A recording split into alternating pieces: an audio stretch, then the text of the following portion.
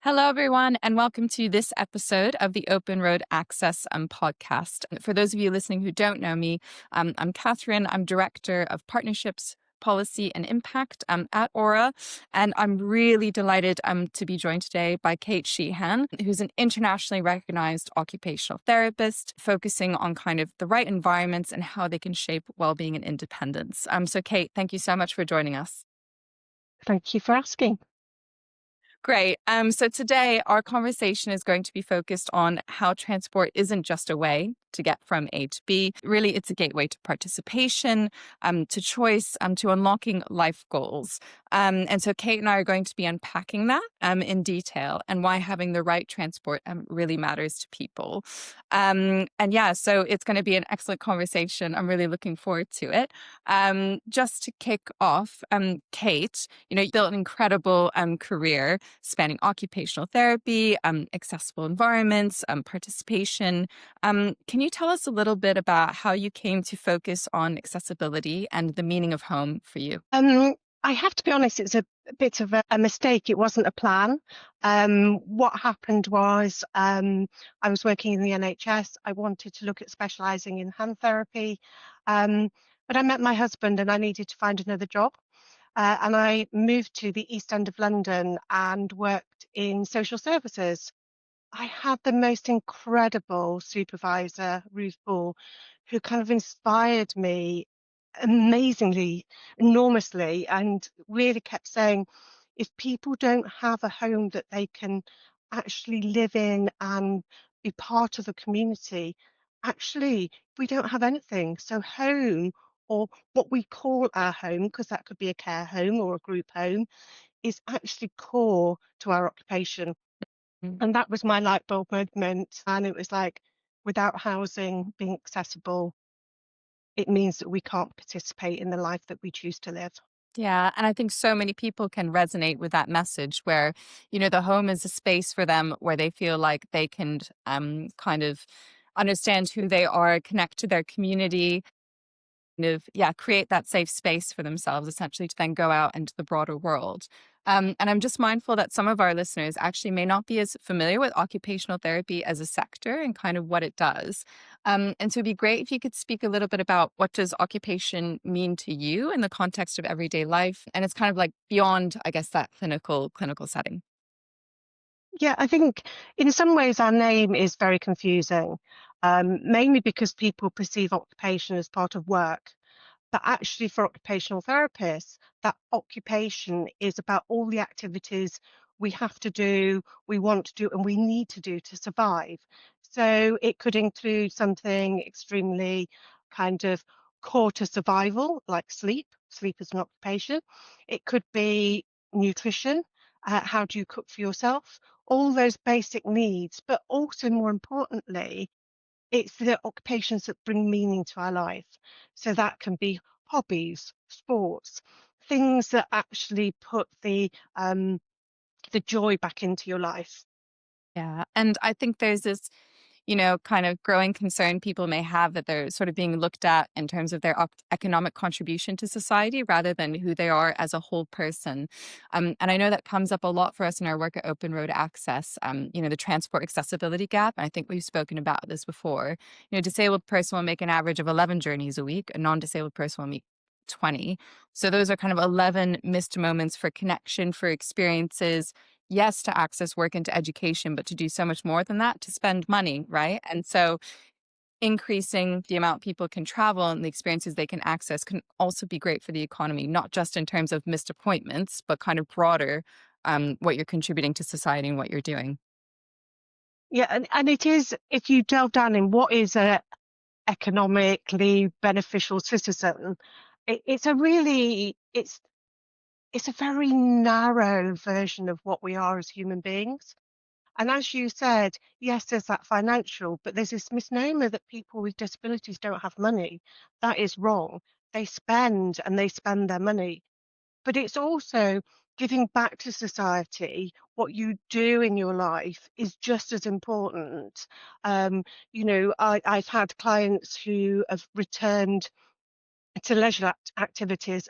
One example is somebody who assisted running the church village hall in a rural community. And she was putting on music and plays and social events. And actually returning to that was a huge benefit for her whole society. But as you said, the struggle was she couldn't just walk there anymore. She needed the transport. So actually for her, the most important part of her giving back and being a good citizen was having access to suitable transport. And it's that concept around, you could look at it very directly, like, we always talk about the purple pound, the spending power of disabled people, but actually it's so much more than that. How are you contributing more widely to society? Who are you holistic as a person? How do you meet your life goals? And so, you mentioned that case of a client of yours. I guess, in your practice, how have you seen transport accessibility, or maybe a lack of transport accessibility, influence a person's life outcomes? Absolutely. Transport, I don't think my profession puts enough emphasis on transport. If you've had a catastrophic injury, if you've had a catastrophic medical event like a stroke or a brain injury, actually being able to get out of your home is key. The issue is that you've had something traumatic happen to you, your confidence is shattered, you kind of hole yourself up in your home, and your confidence goes down. You become occupationally deprived because you're not doing the things you really want to do. And yet, if you've got accessible transport that is allows you to be spontaneous, as a therapist, when we get that just that inch of I'd quite like to do something, that's when, as a therapist, you need to go, oh, okay, then let's organise that. How do we plan it? Let's do it next week. But if you've then got to wait for an accessible taxi because there isn't one in your area, or you have to wait to hire a vehicle, it delays everything, which means that that kind of spark, that therapeutic spark at that point is lost. And yet, going out and doing things is really important. I mean, to give you another example, I had a client who had a spinal injury, um, and her goal was to go back to work. Mm. Usually, after an acute spinal injury, we're looking at 2 years before returning to work. But that was her goal. So that's what we worked on. But the biggest issue was getting from where she lived to the school, because once at school, the school was reasonably accessible and we could adapt where she was teaching. Um, but the transport was the issue. And if you've got a wheelchair accessible taxi, it's can you get that at the right time to get to school? You can't miss lessons because you've got 30 pupils all waiting for you eagerly to teach. Um, so the transport was actually the thing that slowed down the ability to get her back to work. Yeah, and, there are only 2%, I think, of private hire vehicles in the country, in the UK, that are wheelchair accessible, so there's just not the availability, but then also, as you said, it's not a job where she can be half an hour late, or, say the driver doesn't turn up on time, or whatever it is, that doesn't work for her return to work. So, I guess in that case, what were the characteristics of transport that you would have wanted to see for her? Because I think there's something here maybe about a bit more spontaneity. You spoke about the person's spark and, the ability to say, oh, I rely on that transport to come at the right time. And I'm not going to wait a year for a particular vehicle that I put on order to be delivered. So it feels like there's something there about spontaneity and something there about, I guess, the flexibility as well. And I think it's actually two things, Catherine. I think it's the school example is it had to be a specific time, it had to be specific pickup, but with a bit of flexibility at the end of um, the day, because if a pupil comes to you with a problem, you don't just go, oh well, I finish at 4 o'clock, I'm off. So there needs to be flexibility, but spontaneity is really important to me. I don't think any of us would ever go, we plan our life 4 or 5 weeks ahead. We go, oh, I fancy going for a drink tonight. Do you fancy coming? And actually, you want to have that freedom to go, I'm going to do that. Or it could just be, oh, mum's not very well. Maybe I'll go and visit her. Or it could be that somebody gives you an opportunity to um, meet somewhere a little bit in the middle between the two of you. But if you haven't got that spontaneity or that ability to jump in a vehicle that suits your specific needs, you can't do it. And the psychological impact on our clients of not being able to be spontaneous is really, I think, debilitating, because it reduces your life and everything is a plan. But actually, we all love to do things without kind of thinking about it. We just go, I'm going to do X, Y, and Z. Yesterday in that beautiful sunshine, blue skies. Yes, I know it was a bit slippy underfoot, but if you wanted to go for a walk round a park, but you have to drive because it's too far to wheel or walk, then actually you can't do that. So you can't even go, I'm going to enjoy the outdoors in a beautiful setting. Mm. And that results in what we call occupational deprivation, which is you're not able to live your life with choice and control. Yeah, you're not able to do the things that you want, not even that you need to do, but that you want to do. And that's all about living a fulfilling life. And, it reminded me a lot of, in accessible transport research, we talk often about the planning burden. So, how much extra effort a person has to go to investigate whether they can do a particular activity, whether the transport's going to be accessible. So, okay, I've booked to go to this place, but I've checked that there's blue badge parking there that's available. Oh, but I'm going to double check by ringing the place, the venue, and they've actually said, oh no, there's some works going on there that week that they didn't put on the website. So now I can't park there anymore. So go to park somewhere different. And then you go there on the day. And sometimes, even though you planned for weeks or months in advance, sometimes, if people are getting on a flight, for example, abroad, they planned a year in advance for a particular type of hoist, and then it's still not available that day. And I think that's where people experience real anxiety, but also that disappointment of like, well, I did everything right and I'm still not having the experience that I wanted to. And so I think that kind of spontaneity of knowing that you can rely on a particular form of transport was really central to the way we created Aura, because it was about, okay, you should be able to call us with 24 hours notice, get a vehicle, because there's going to be an amazing stretch of sunny weather this week. Otherwise, it's kind of like, if you have to wait weeks, then what's the point? That moment, that spark that you talked about, it might have passed already. Yeah. And I think it's if you have better availability where you can rent something for a day, a week, it means that you can plan a bit better for those activities that you want to do. But also, it doesn't mean to say you've got the long term burden of owning a vehicle if you only need it, 2 or 3 days a month. Yeah. That flexibility is amazing, because also some of the clients we have don't actually have parking. Mm. So, you've got to work out how does that parking work around their house. And you might be able to share somebody's drive on a short-term basis, but not on a long-term basis. So I think for me, having the choice of the vehicle when you have it, the fact that it meets your needs and you can be a bit more spontaneous. I know you can't do it there and then, but you can go, oh, tomorrow I want to go swimming. And you can go, if I pick up the vehicle at 9 o'clock, I can go swimming at 11. And it's having that flexibility.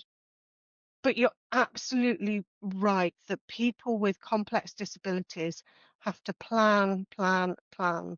And if we can even remove even a tiny part of that burden of planning, then that's fantastic. Yeah, and remove part of that burden, but maybe also a bit of that travel anxiety right around, is this going to work? Mm. Something that's trusted. And I guess as well, there's something here about changing needs. And I was wondering if you saw this in your practice as well, where maybe someone starts out with a particular need when it comes to transport adaptations in the home, but then it changes because their condition may change or their experiences may change, or maybe their confidence has changed and needing, to make sure everything around them changes with that, rather than saying, oh, I've done something really expensive. I'm stuck with a particular form of transport, particular home adaptation. Actually, can I change that and can I shift that over time? Yeah. And I think, again, it's about understanding your client's goals. Transport can be used as a part of a therapeutic intervention. So when you've had somebody who's had a traumatic injury, and especially road traffic accidents, most people don't want to drive initially. Yeah. They need to understand the fear and that they've got around being in a vehicle. And sometimes that works better if you're a passenger rather than the driver. But it's also, you might want to move that client back to driving, and that is definitely a goal. But so you don't want to invest in a wheelchair accessible vehicle, which might cost you 80, £100,000. Why don't you invest in renting vehicles as and when you need them? But the goal, the therapeutic goal, is to get somebody back to driving. Hmm. So you can use it as a way, and I'm sure insurance companies would love this, because the cost of renting and the cost of purchasing is going to be very different.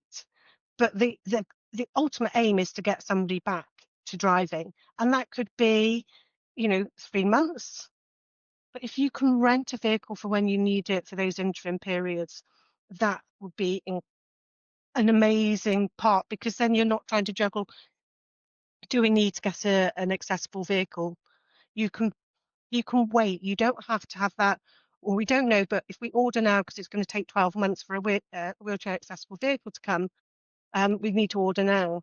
Yeah. That pressure goes. Yeah. And for me as a therapist, what we can concentrate on is our clients' and goals, Mm. not that panic in our back of our head where if we wait, we've got a year for a wheelchair accessible vehicle to come.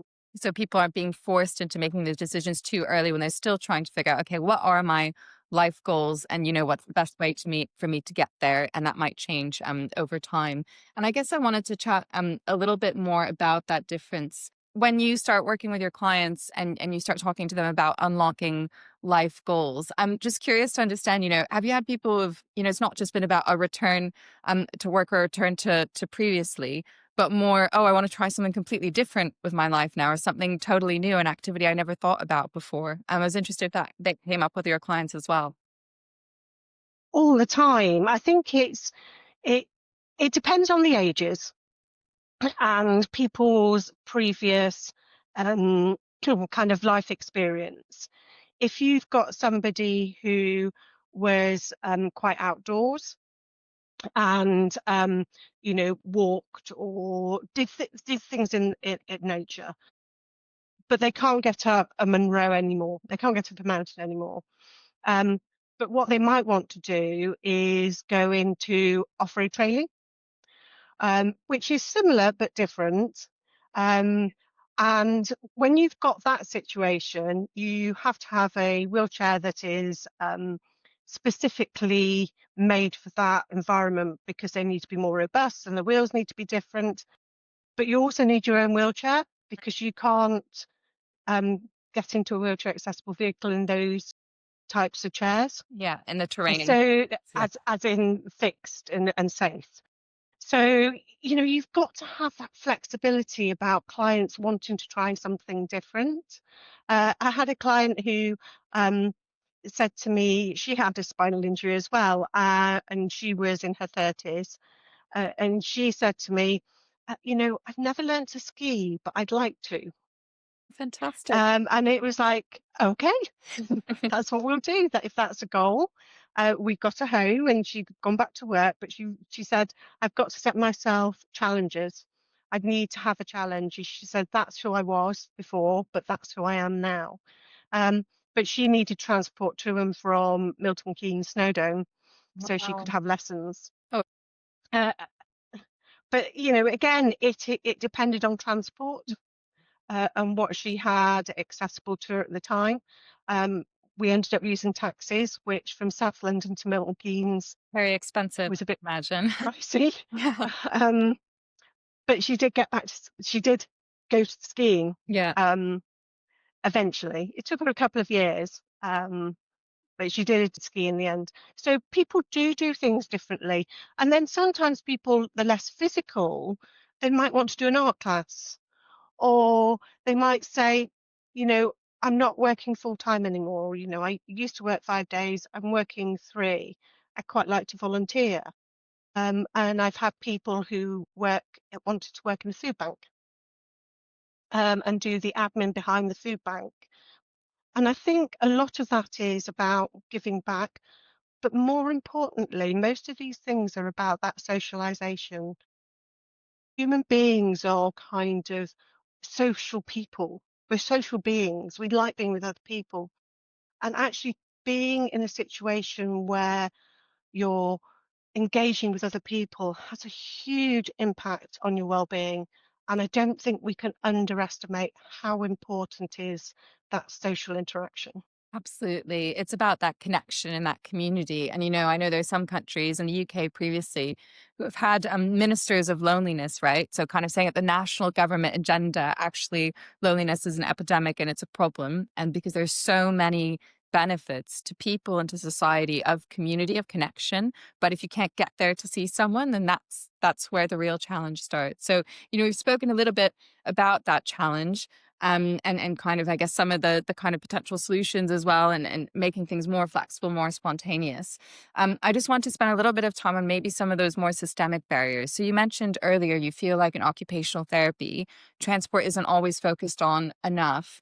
Why is that? Why is there kind of this really great understanding, I guess, around kind of built environment, adapting the home? Why doesn't that always extend to the transport sphere as well? Yeah, I think it's our society and statutory services. So our statutory services, say like the NHS, it's about getting people out as soon as possible.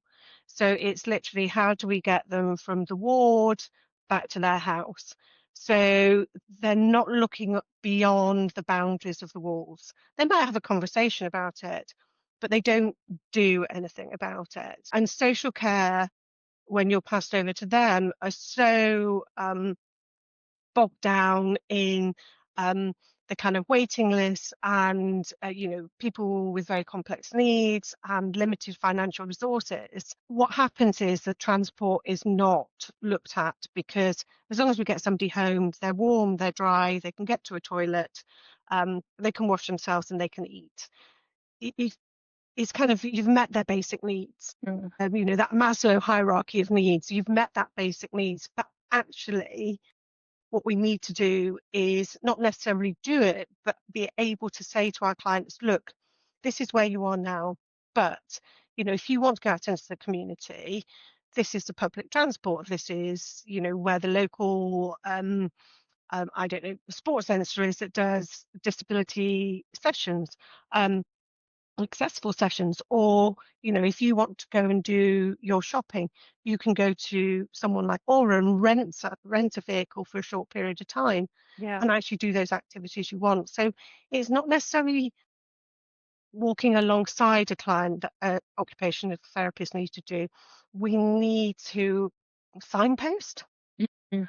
because statutory services can't do everything. I'm very fortunate in the private sector where we generally do walk along with our clients and take them on a journey and take some of that planning pressure off them. Yeah. Um, but actually, we good therapists should be informing clients and signposting them in directions, and that includes or should include accessible transport. Yeah, and it's almost, you almost hate to see that missed opportunity of transport actually being the enabler, right? Rather than kind of the hidden barrier that then comes out only once someone is like, oh, well, we booked the activity, but actually, how do we get there? It's almost like, how do we shift it from being, I guess, that afterthought into mainstream planning? Do you think it's going to be culture change, training change? And what do you think maybe some of the solutions are?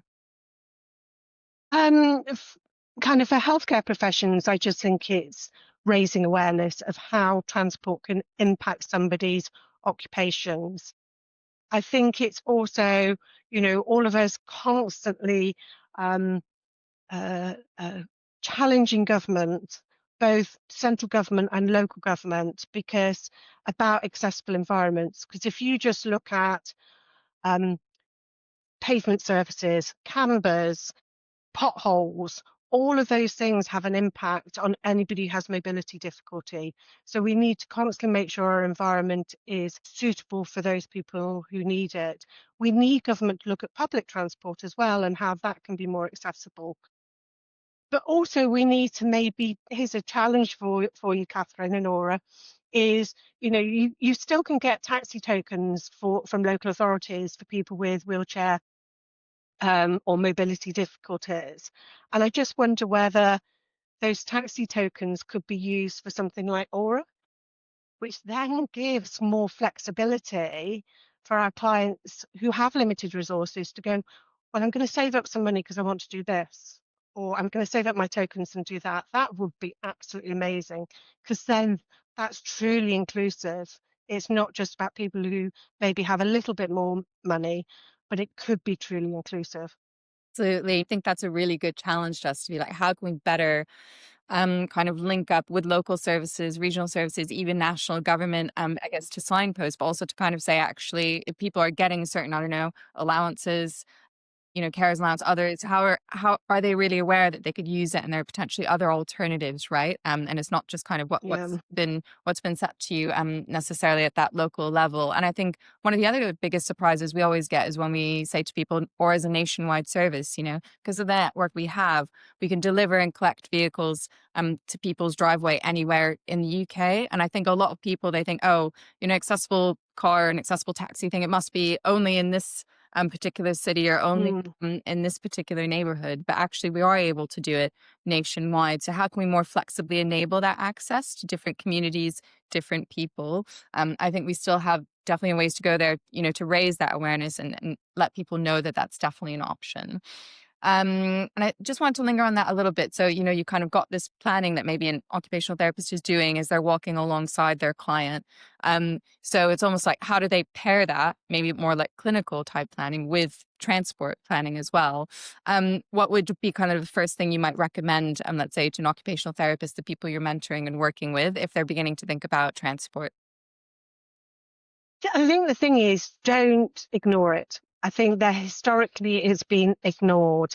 And I think we need to think about it from the very first moment that we speak to our clients. How is transport, or more importantly, lack of transport, going to affect their occupations?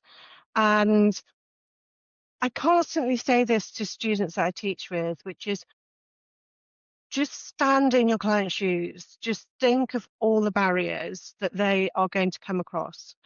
As somebody who has, no mobility difficulties at the moment, it's really understanding and listening to your client about what their barriers are, and then being able to go, okay, how are we going to address this? And if transport is the big issue, then there are lots of options. And as a therapist, for me, I always come back to this choice and control. So it could be Aura, it could be a mobility vehicle, it could be public transport, but whatever it is, don't forget to discuss it with your client because it will be the biggest barrier to occupations outside of the home. Absolutely. I think there's something here around there's no silver bullet for accessible transport, right? Every client's needs will be different. It's not even about needs, it's about preferences, right? Some people may Mm. want to drive, some people may not want to drive. Some people may like being in the environment of public transport, having that engagement, find it faster, easier in a particular context. Some people may not. It's really, as you said, putting yourself in the client's shoes, understanding, what do they want a journey to look like? And again, I think sometimes we're so focused on the destination or the experience we're going to Mm. have that we forget about having what does an enjoyable journey mean on the way there. What you spoke about earlier as well with kind of uneven pavements, for example, even those small barriers in the streetscape, right? So the National Center for Accessible Transport did this great piece of research on streetscape barriers. And I think a lot of people initially said, well, why are you looking into that? Is that really an issue? And it's coming out as one of the top barriers for people getting somewhere because the case studies of people saying, well, I'm a wheelchair user, and actually that one little dip in the pavement near my home is preventing me from going out at all because I just know I don't want to take that dip in my wheelchair. I'm really, frightened of it. I don't have the confidence with it, right? And something that seems so small to other people, actually, for a particular client, that could be the difference between them, I guess, living life, unlocking life goals. Like the transport truly is that important. It's more than just attending appointments. It's how you get to everywhere. Yeah. And I think again, it's unless you have actually understand the outside environment. So my biggest issue often with clients is cambers of pavements. And people go, oh, well, it's only very slight.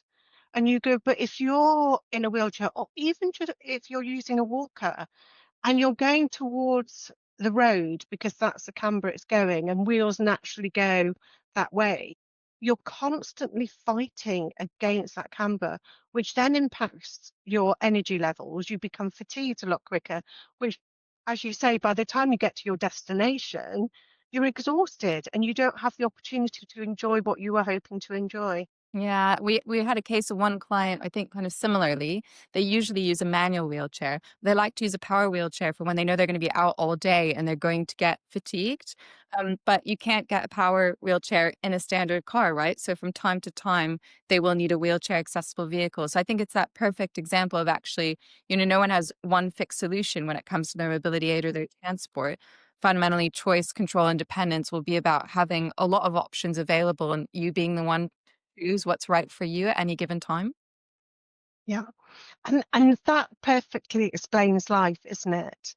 We don't use one particular mode of transport, one mode of clothing, one mode of footwear to do things. We have choice over what we want to do and how we want to do it. And to be a truly inclusive society, we need to be enabling those people who have some level of impairment the same level of choice that we do. Yeah, absolutely. I think that perfectly sums it up. What does inclusion, mean to you? It's about that choice and that freedom to choose. And I think that's where Mm. we're probably going to get real kind of equality or equity when it comes to transport and accessing experiences. This has been an amazing conversation. So moving to wrap up, I guess wanted to ask, we've spoken about occupational therapists, but I want to ask a little bit about collaboration and the other people kind of in this system, in this space. I guess some of the other professionals that you think should be thinking more about transport and kind of what it can do for their clients. I think one of the main groups are housing professionals. Um, and planners, when we're looking at designing the built environment, and I mean the wider built environment, so houses plus the communities, and we are looking at building significantly more houses over the next few years, is designing them so people can actually use them. And yes, we do have government policy about design standards within homes, but we need to look beyond that. It's about the community as well. So, perfect example is if you just have flat pavements that are in good quality, that means somebody might be able to get down to the town hall or to a local church to be able to go to an activity or even a warm hub. Um, but if you don't design it to meet everybody's needs, then actually you're excluding people, and that is fundamentally wrong. Yeah. So I think our housing colleagues need to perhaps understand the impact of design on how people use their environments. Yeah. And I think, housing is really interesting because, like transport, it's very expensive to retrofit, right? So you've got to think about Mm, designing it in from the start. Otherwise, it's probably not going to happen in a truly inclusive and accessible way. yeah, and we know that the evidence is there is if you plan properties well from the beginning, you can retrofit modifications at a lot lower cost, which has to be better for society. Absolutely. So more of that modular approach so that you can kind of put something on later if you need to and you need to adapt it over time. Yeah. Yeah. I mean, the classic one for me, and I really don't understand why we don't do this, is why don't we put a level access shower under a bath? So if somebody didn't want a bath or was struggling to get in and out, you literally take the bath out, take the sealant off the tiles, and you've got your level access shower. Yeah, it would be so easy, right? And then it would avoid so much kind of cost or kind of stress later on. It's a half-day job, and and you can repurpose the bath. Yeah. No, that's a good challenge of like a really practical thing and that we can all think about in our own homes. How do we take that thinking and apply it to other contexts as well? Yeah. I've really enjoyed this conversation, Kate. I don't know if there's anything kind of final you wanted to leave our listeners with before we sign off for today. I would say to occupational therapists, don't just think about the home, think about somebody's whole life, talk to them. And I think the key skill for occupational therapists is just to listen. Listen to what actually people are saying to you about what they want to do, Yeah. because that's what's important. Yeah. Not what you as a therapist want to achieve, what they want to do. Yeah. I think that's a fantastic message to end on. Or we're going to continue to strive to listen to customers as well about, what transport enables for them, what they want to see from our services in future. So just want to say thank you, everyone, for listening to this episode of the Aura podcast. If you enjoyed, make sure to follow us on your preferred form of social media. So we're on TikTok, Instagram, LinkedIn, Facebook. You can subscribe to our YouTube channel or visit us at our website, openroadaccess.co.uk. But I just want to say thanks again to Kate, our amazing guest. I really enjoyed this conversation. And yeah, look forward to seeing you next time. Bye bye. Bye-bye.